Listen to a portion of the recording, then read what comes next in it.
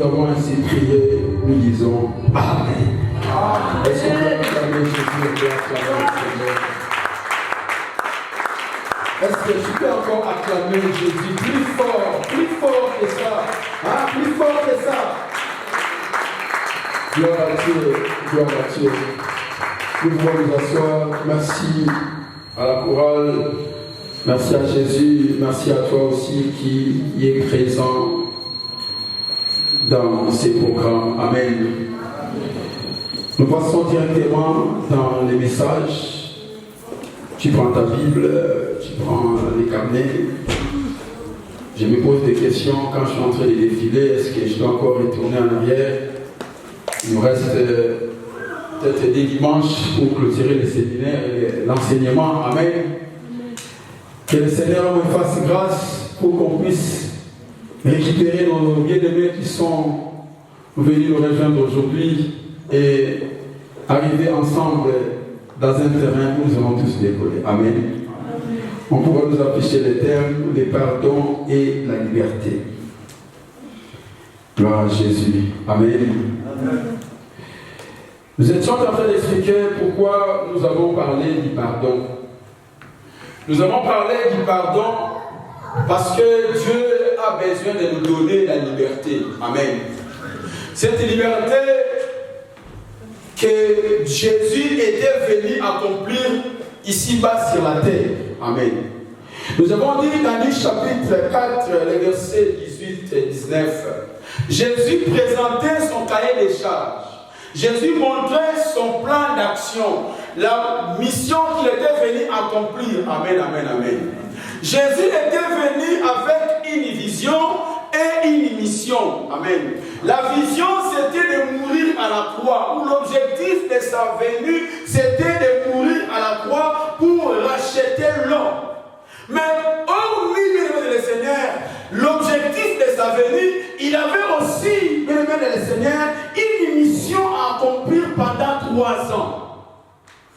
Le but, c'est d'aller à la croix. Mais avant d'aller à la croix, il faut d'abord qu'il fasse une mission. Il faut d'abord qu'il montre aux gens qui étaient avec lui qui est celui qui va accomplir la mission de la croix après 3 ans. Amen. Nous avons dit la première mission, c'était annoncer la bonne nouvelle. La deuxième mission, nous avons dit, Jésus était venu pour guérir ceux qui étaient malades. Jésus était venu pour donner les yeux aux aveugles. Jésus était venu pour envoyer libre les opprimés. Jésus était venu pour publier une année de grâce. Alléluia. Amen. Tout ça, ça faisait partie de sa mission. Après avoir accompli l'œuvre de la croix, Jésus devait être adoré. Mais il va adorer comme qui? Il va adorer comme Seigneur des Seigneurs, Sauveur des Sauveurs. Parce qu'on croit et on a compris qui était Jésus qui était venu dans le monde. Amen. Et nous avons dit, mesdames et Seigneurs, Dieu veut donner la liberté à l'homme qu'il a choisi. Amen. Amen.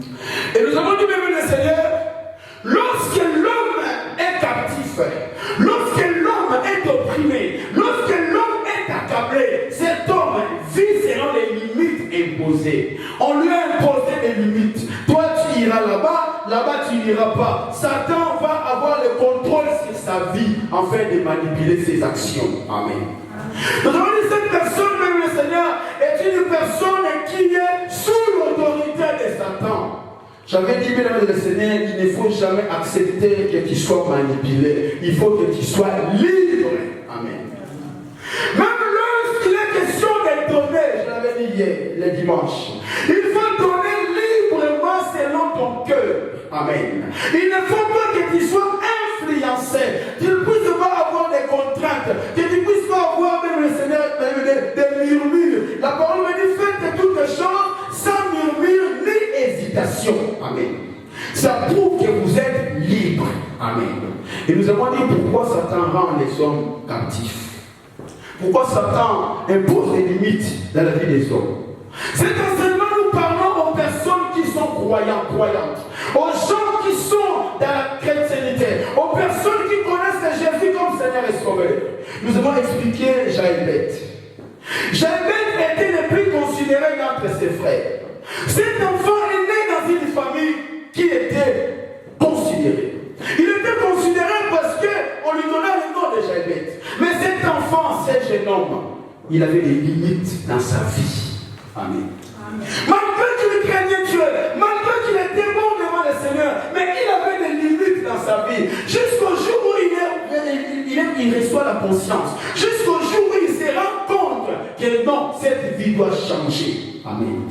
La délivrance ne commence pas d'abord dans la prière. La délivrance commence dans la prise de conscience de son être.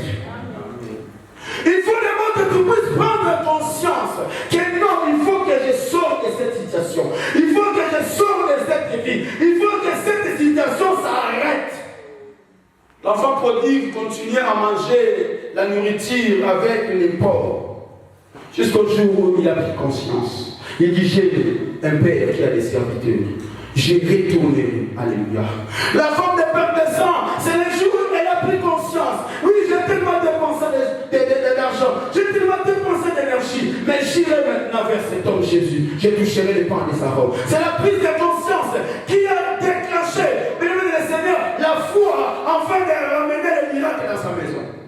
J'ai pris ce soir, j'ai pris ce matin, que tu puisses prendre conscience de ta vie, que tu puisses te décider au-delà de ton cœur, que cette vie doit finir, cette situation doit mettre fin, cette réalité doit cesser au nom de Jésus. Prendre conscience fait partie des hommes libres. Alléluia. Il faut savoir dire oui quand tu sais dire oui. Amen. Il faut savoir dire non. C'est ça ce qui prouve que tu es libre. Ne sois pas, même le Seigneur, dirigé quelque part. Si ce n'est par le Saint-Esprit. Alléluia. Acclame Jésus, acclame le Seigneur. Nous avons dit Satan rend les hommes captifs parce que Satan a les droits. Amen. On a parlé sur les droits des propriétaires. Ma maison, ma voiture, c'est à toi. Tu es le propriétaire du véhicule que tu conduis. Tu as le droit de faire tout ce que tu veux dans le véhicule qui est à toi. C'est ton véhicule, c'est ta voiture. Amen. Dans le monde spirituel, tout fonctionne avec des droits. Si tu n'as pas les droits, tu ne touches pas. Mais si tu as les droits, tu touches. Amen. Les droits des propriétaires, nous avons expliqué, c'est ce qui appartient à une personne. Et Satan, il trouve le droit de venir prendre cette personne, lui mettre captif. Je vais revenir. J'ai dit les trois raisons, c'est de poser des limites à cette personne. Que tu iras là, tu n'iras pas là-bas. C'est de soumettre cette personne à l'autorité et d'influencer ses actions. Amen. Mais ne pose pas des actes sans réfléchir. Amen. Ne pose pas des actes sous l'impulsion démoniaque. Vous savez, dans 1 Chronique 21, on parle de David qui fut poussé par Satan. Amen. La parole me dit Satan excita David de faire des dénombrements. Et ça coûtait très cher à une nation qui était Israël. Que Satan ne manipule pas, ne poussez pas. Soyez conduits par le Saint-Esprit. Soyez animés par le Saint-Esprit. Ne soyez jamais manipulés ni conduits par les forces étrangères. Amen. Quand il a les droits, il peut te pousser, il peut te manipuler, il peut faire tout ce qu'il veut. Parce qu'il a les droits. Il dit c'est ma fille, c'est mon enfant. Alléluia. Nous avons dit encore le deuxième droit, c'était le droit du sang. Je vais aller très vite. Le droit du sang, c'est parce que vous avez le même sang avec cette personne qui est ennemie de la foi, qui est agent éternel, qui est serviteur de Satan. Il peut mettre la main sur vous parce que vous avez le même sang. Nous avons donné des versets. Les droits de consommation. Amen. Parce que tu as consommé quelque chose qui m'appartient. J'ai le droit. Amen. Priez toujours avant de prendre quoi que ce soit pour mettre dans vos bouches. Afin que de ne pas donner accès à Satan pour votre vie. J'avais donné un verset dans Jean chapitre 13. Les versets 26 et les versets 27. La Bible dit, Judas était à table avec le Seigneur Jésus. Sachez que le monde spirituel, le monde démoniaque, copie ce qui se passe dans notre monde, qui est le monde de Dieu. Judas était à la même table que Jésus. Jésus dit, l'un de vous me livrera. Jean pose la question à Jésus, parce que c'était le disciple que Jésus aimait. il dit, mais Jésus, c'était qui? C'est qui? Il dit, c'est lui à qui je donnerai les morceaux tremblés. Alléluia. Regardez verset 27. Jean chapitre 13. Et verset 27, la parole me dit, dès que les morceaux furent donnés, Satan entra dans Judas. Jésus lui dit, ce que tu fais, fais-les promptes. Amen. Lorsque les morceaux entrèrent dans sa bouche, j'avais donné un exemple. Quand on veut ensorceler un enfant, on lui donne quoi? On lui donne quelque chose à manger.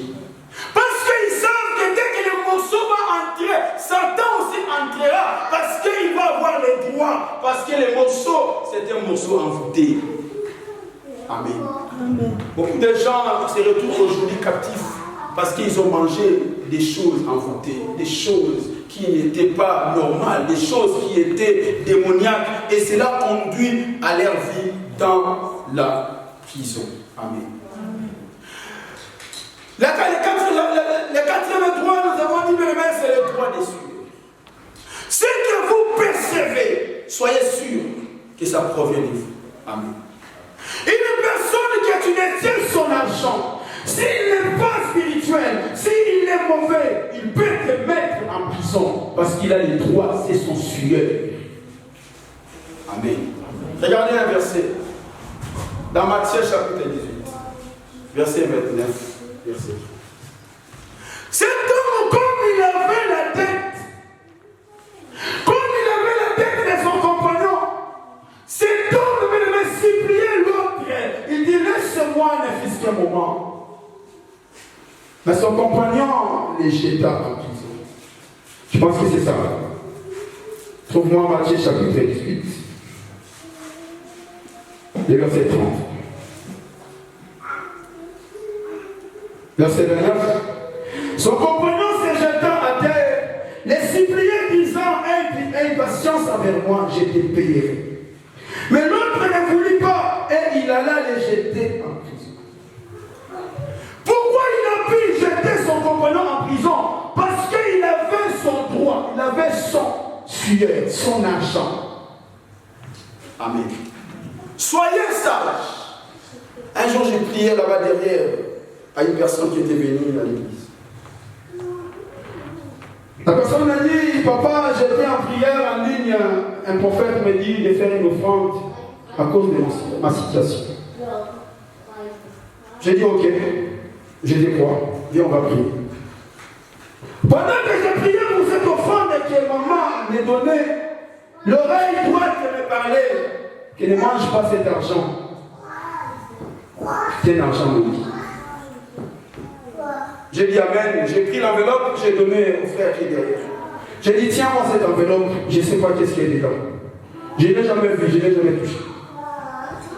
Comprenez, mais beaucoup de gens sont détruits, surtout les serviteurs, ils sont détruits à cause des offrandes maudites. Droit de sueur, c'est-à-dire que la personne a droit. Et comme l'argent n'a pas été utilisé, parce que les mondes spirituels, ils savent, quand tu viens mettre là, ce n'est plus à un homme, ça devient à Dieu. Et pour te combattre, il doit te les donner en présentiel, en main propre. Amen. Parce qu'il va être sûr que cet argent qu'il t'a donné, tu vas l'utiliser. Et c'est là que tu vas tomber. C'est là que tu vas être pris dans les filets de maçonnerie. Amen. Et depuis ce jour-là, je ne l'ai jamais vu. Il n'est jamais revenu. Croyez ce que je vous annonce. Souffrez de le Seigneur, mais ne courez pas vers la facilité, parce que la facilité paye coûte très cher. Coûte très cher. Des Rois 6, les versets 26 à 29. Des femmes se sont décidées de consommer. Tu vas consommer mon fils. Amen. Ils ont consommé le fils aujourd'hui, et demain, l'autre ne voulait plus donner son fils. Amen. Fais attention à ce que tu consommes. Fais attention à celui à qui tu t'engages. Fais attention à celui à qui tu veux faire une alliance. Fais attention. Ésaïe 30, le verset 1, la parole me dit, malheur aux enfants rebelles qui prennent des résolutions sans me consulter. Consulte toujours Dieu, souvent Dieu, dans tes affaires, dans tes actions. Fais de sorte que Dieu soit au contrôle, soit au centre, soit au milieu de ce que tu veux engager comme démarche. Le texte dit, sans moi, vous ne pouvez rien faire. Ne donnez jamais droit à l'ennemi. La parole me dit, ne donnez pas accès à Satan. Ephésiens 4, verset 29, je pense. Ne donnez jamais droit à un sorcier dans ta vie. N'appelez jamais quelqu'un père si tu ne le connais pas. Il doit avoir droit à des propriétés sur toi. Amen. Soyez sages et comprenez que la vérité de Dieu est annoncée pour vous rendre libre. Alléluia. Acclame le Seigneur. Tu me diras, tu dis, papa, mais comment on peut faire pour s'en sortir de tous ces droits? Mais la solution était déjà révélée. Jésus est venu pour nous faire une famille. Dieu, d'après les débuts, d'après les commencements, Dieu n'avait pas une famille, Dieu avait un peuple. On les appelait les peuples de Dieu, les peuples d'Israël. Amen. Dieu n'avait pas une famille. Mais lorsque Jésus, pour bénéficier des mêmes droits que Jésus. Alléluia. Amen. Je vais encore compléter Ephésiens 1:3. Béni soit Dieu qui nous a bénis de toutes les bénédictions spirituelles dans les lieux célestes en Christ. Là où tu es maintenant béni, parce que tu es en Christ dans la famille de Dieu.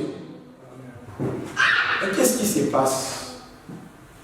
Qu'est-ce qui se passe lorsque tu échappes aux droits de la famille, aux droits du sang, et ainsi de suite? Amen. Acclame Jésus, acclame le Seigneur.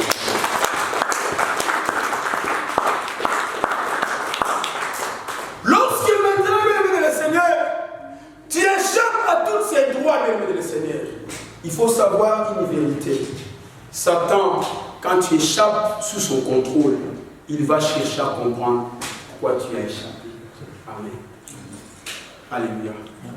Rappelez-vous, lorsque Israël était dans l'Égypte, Israël était en captivité, Israël en Égypte, lorsqu'ils ont pu échapper au contrôle des pharaons, qu'est-ce que Pharaon a fait? Il a poursuivi. Amen. Or, ce qui était, c'est ce qui est aujourd'hui. Et c'est ce qui arrivera.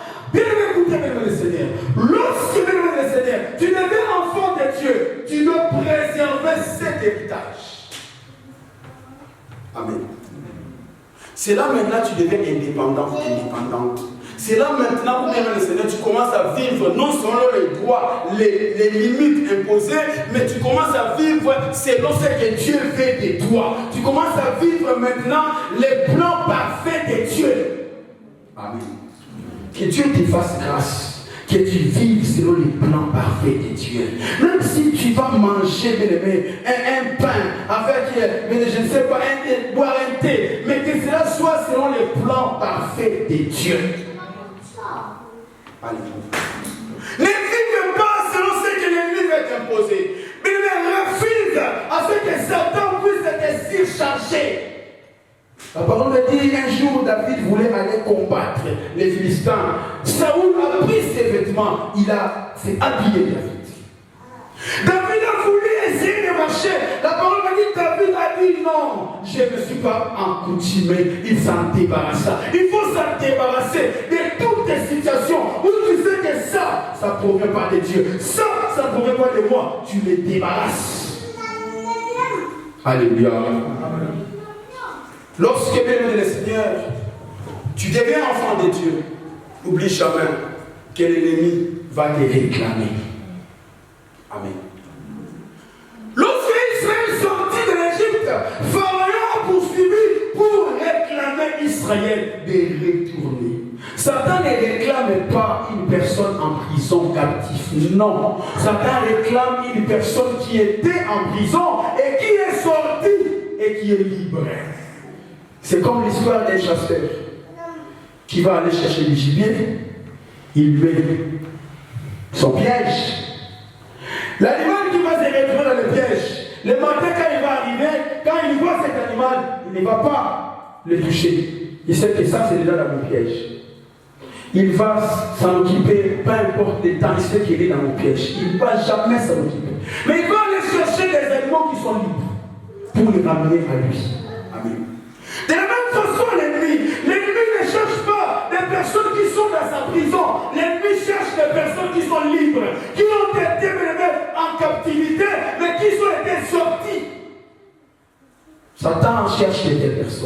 Amen. Amen. C'est ça qu'on appelle la poursuite.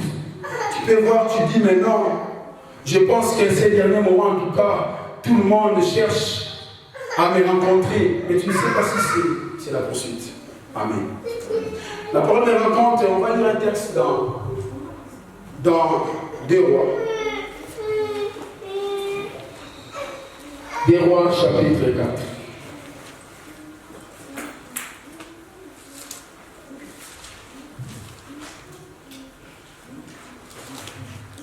Des Rois chapitre 4, on prend le premier verset et le deuxième verset.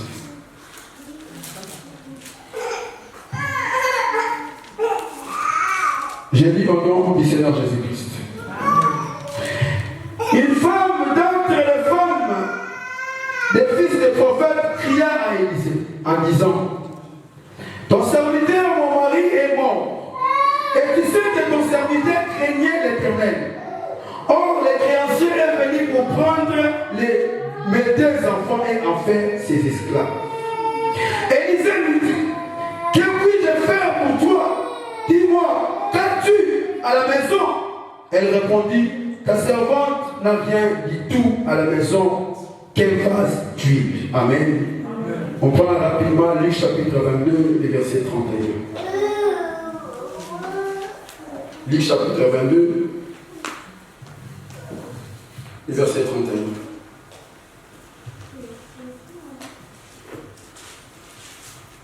On va prendre la Bible, la connexion est partie.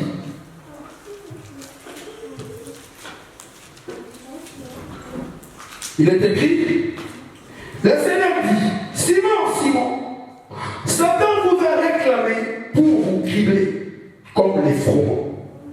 Mais j'ai prié pour toi, afin que ta foi ne défaille point. Et toi, quand tu seras converti, affermis tes frères. Parole du Seigneur. Mais qu'est-ce qui se passe ici? Simon est le seul disciple. Ou un jour, Jésus pose la question, qu'est-ce que les gens disent que je suis? Les autres diront, tu es Jérémie, tu es Élie. Mais il y avait que Simon Pierre qui a dit, non, toi tu es le Christ. Jésus a dit, ce n'est pas la chair, ce n'est pas le sang, c'est le Père qui t'a révélé. Amen. Cela veut dire que tous les disciples qui étaient là, il y avait que Pierre qui était spirituel. Amen. Parce qu'il avait la révélation de Dieu. Amen. Vous connaîtrez la vérité vous affranchira. Pierre avait compris la vérité, Pierre avait la vérité, et aussi Pierre était affranchi. Voilà pourquoi Jésus a laissé la clé de l'église à Pierre. Mais un jour, comme Pierre était sorti de la prison de la pêche, comme Pierre est sorti de la prison des familles, comme Pierre était libre, Satan vient maintenant. Il dit, Pierre, Jésus révèle à Pierre et dit, Satan t'a réclamé, alléluia, pour t'équilibrer. Cela veut dire que lorsque tu es libre, tu dois être conscient, tu dois être consciente que la réclamation est autour de toi. Amen. C'est lorsque Satan récupère une personne qui était autrefois captive, et cette personne qui devient libre, et que Satan réclame, et qu'il récupère cette personne, et cette personne est maintenant asservie.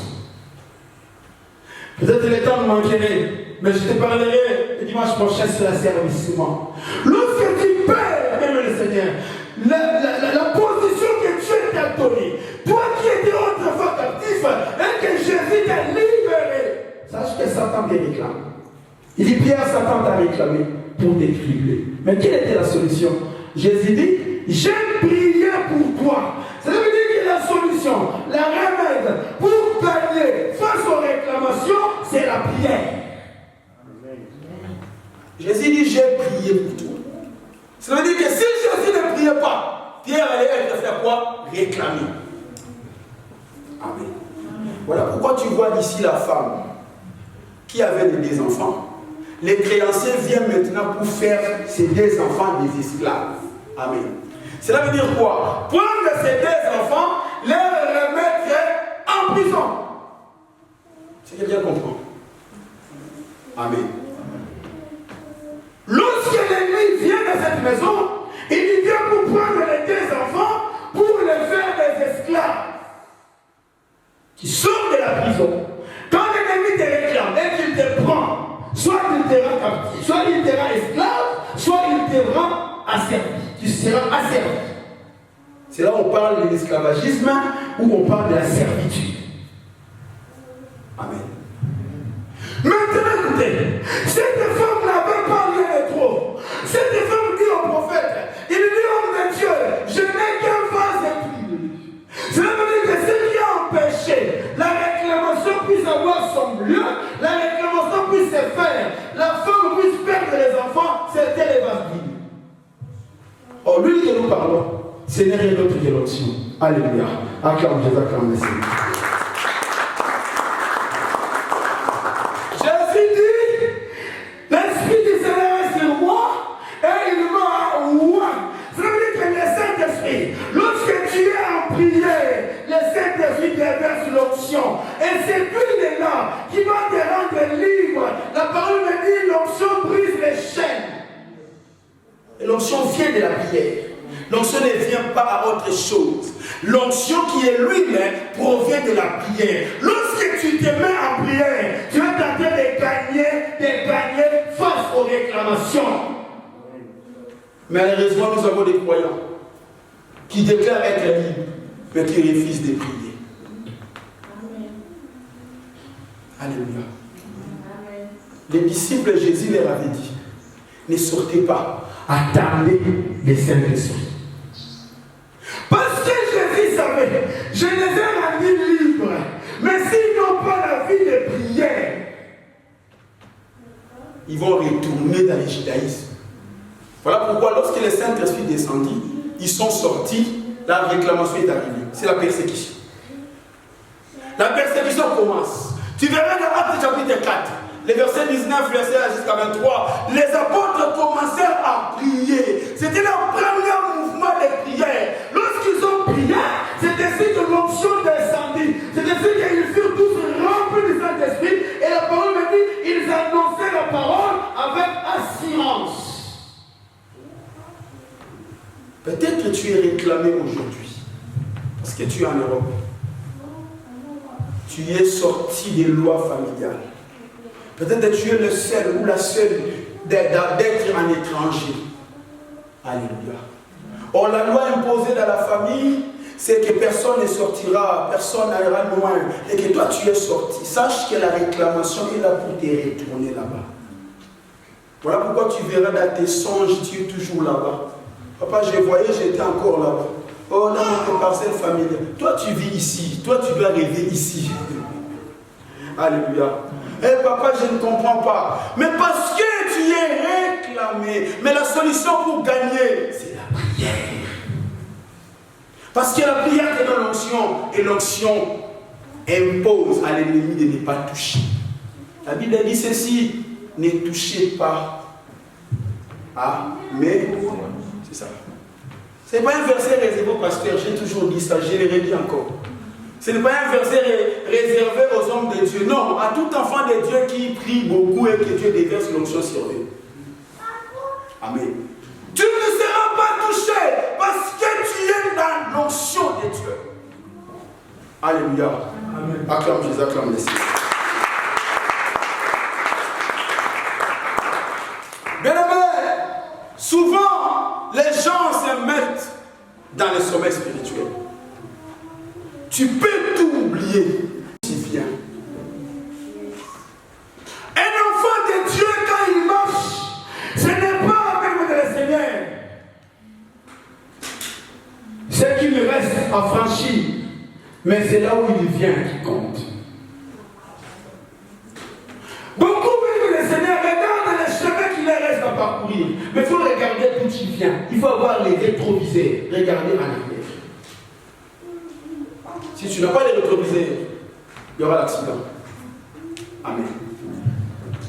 David dansait. Sa femme dit, mais comment un roi peut danser comme ceci? David rappelle à sa femme, là où il vient. Ce qui fait la force d'un enfant de Dieu, c'est reconnaître les chemins d'où il a parcouru avec Jésus. C'est ce qui révèle, c'est ce qui lui permet d'avoir une révélation particulière. Une révélation propre à elle. J'étais malade, j'avais une situation, Jésus m'a fait ça. Et il s'accroche à cette révélation. Même si les autres parlent, même si les autres prient, lui il sait d'où il vient. Alléluia. Voilà pourquoi tu verras certains chrétiens venir sous les neiges, sous la pluie, sous les froids, parce qu'il a une révélation que toi tu n'as pas. Amen. Regardez bien, bien. Un jour David était fatigué, comme ça t'arrive des fois. J'ai prêché ça hier la nuit. Je disais attention aux fatigues spirituelles. Quand tu es conscient de là où tu viens, tu vas te dire, jamais je serai fatigué. Je ne donnerai pas accès au Satan.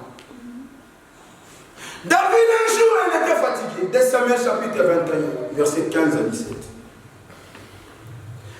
La parole me dit, David était fatigué. On va lire ça. Tu prends avec moi 2 Samuel, chapitre... C'est dans une partie. 2 Samuel chapitre 21, verset 15 à 17. Ah, c'était même notre interprétation du vendredi. Mais écoutez, il y a quelque chose qui va sortir là. 2 Samuel 21, verset 15 à 17. Regardez. J'ai lu au nom du Seigneur Jésus-Christ. Le Philistin fit encore la guerre à Israël. David descendit avec ses serviteurs. Et ils combattirent les Philistins. David était fatigué. Le texte dit quoi? David était fatigué. Verset 16. Et je suis Bénob, l'un des enfants de Rapha, il a pensé de tuer David. Il avait une lance de poids de 300 cycles de reins. Et il descend d'une épée neuve. Abishai, fils de Thérouja, vint au secours de David, frappa les Philistins et les tua. Parole du Seigneur. David fut fatigué. Amen. Des fois, tu peux te dire, mais papa, si je ne prie pas cette nuit, est-ce que tu ne sais pas qu'est-ce qui peut arriver, qu'est-ce qui peut se passer? Amen. Soyez vigilants. La parole me dit, Matthieu 26, verset 41. Ça, c'est la base de la foi chrétienne. C'est un verset que je maîtrise par cœur. Veillez et priez, afin de ne pas tomber en déçu. L'esprit est bien disposé, mais la chair. C'est l'esprit qui est disposé. Lorsque l'esprit est en prière, on ne peut pas toucher ta chair. Amen. Bien-aimé, pourquoi tu ne pries pas? Pourquoi tu ne prends pas un temps chez toi de prier? David était fatigué. Un homme, il a pensé de tuer David. Amen. Un homme, il a pensé de finir avec David. Heureusement, il y avait Abishai qui est venu au secours de David. Bien-aimé le Seigneur, même s'il y a quelqu'un dans ta famille qui a pris la pensée de réclamer, de te retourner là où tu es déjà sorti, que Dieu, que Jésus te vienne au secours. Ils sont venus au secours de David. Alléluia. Que Dieu vienne au secours de ta vie. Afin que tu ne sois pas atteint. La parole me dit, il tombe à ton côté, 10 000 à ta droite, tu ne seras pas atteint. De tes yeux seulement tu regarderas et tu verras la rétribution du méchant. Qui est celui qui veut t'attaquer? Qui est celui qui te réclame? Nous voulons prier que le Seigneur Dieu te délivre comme il a délivré Pierre. Dans tes démarches, qui est celui qui te réclame? Dans ton mariage, qui est celui qui te réclame? Qui est celui qui prend la pensée parce que tu étais fatigué, parce que tu avais perdu le goût de la prière, parce que tu avais perdu le goût de l'église, parce que tu avais perdu le sentiment de servir Dieu et l'ennemi a voulu te détruire. Aujourd'hui, Jésus veut te venir en aide. Ce n'est pas Abishai, mais c'est par de Jésus. Jésus devient en aide. Jésus devient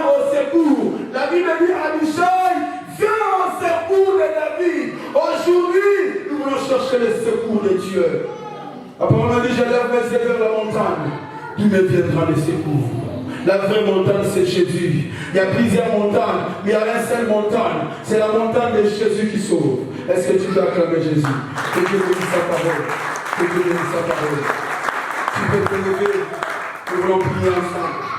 Jésus, nous voulons prier ensemble. Que Dieu te vienne au secours. Que Jésus te délivre devant toute forme de réclamation. Ne tiens pas compte de ce que les gens disent de toi, mais regarde Jésus, parce que c'est lui qui viendra au secours de ta vie. Jésus, merci Seigneur. Pour nous chanter un morceau, sois concentré. Tu dis à Dieu, viens à mon secours. Il y a des gens qui ont déjà eu la pensée. C'est encore leur pensée. Ils sont en train de la dépenser, de réfléchir. Comment ils vont faire de faire du mal? Comment ils vont finir avec moi? Jésus, viens à mon secours. Commence déjà à méditer ces morceaux. Alléluia. Merci Jésus. Alléluia. Merci Seigneur. Alléluia Jésus. Sois élevé notre Dieu. Alléluia.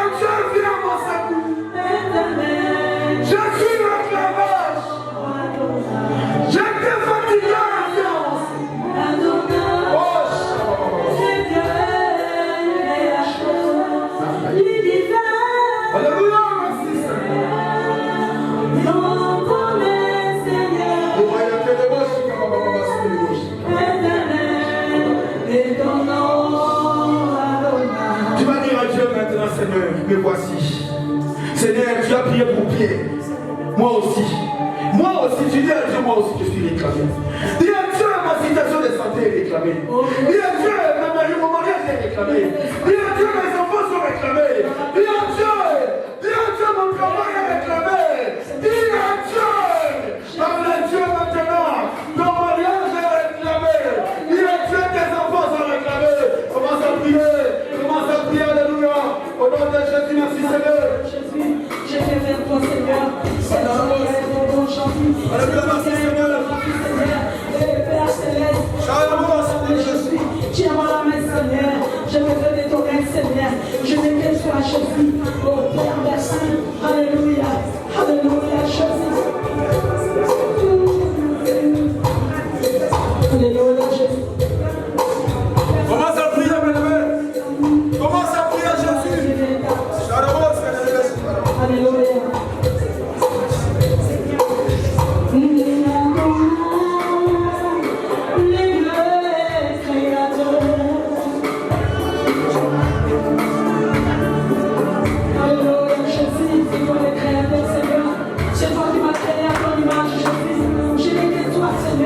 C'est toi qui es moi, Jésus.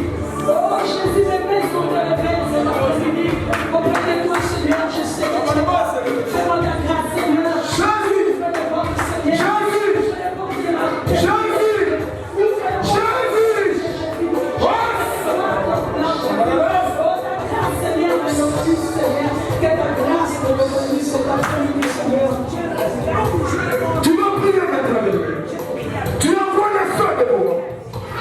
Toute personne qui te réclame, toute personne qui en veut de toi, toute personne qui veut te tuer, toute personne qui veut te détruire, envoie les feux, que les feux contiennent. Alléluia, alléluia, alléluia, alléluia.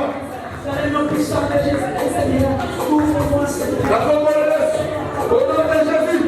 Oh Seigneur, touche à mon sol, tu dois me détruire, tu cherches mon père. Feu.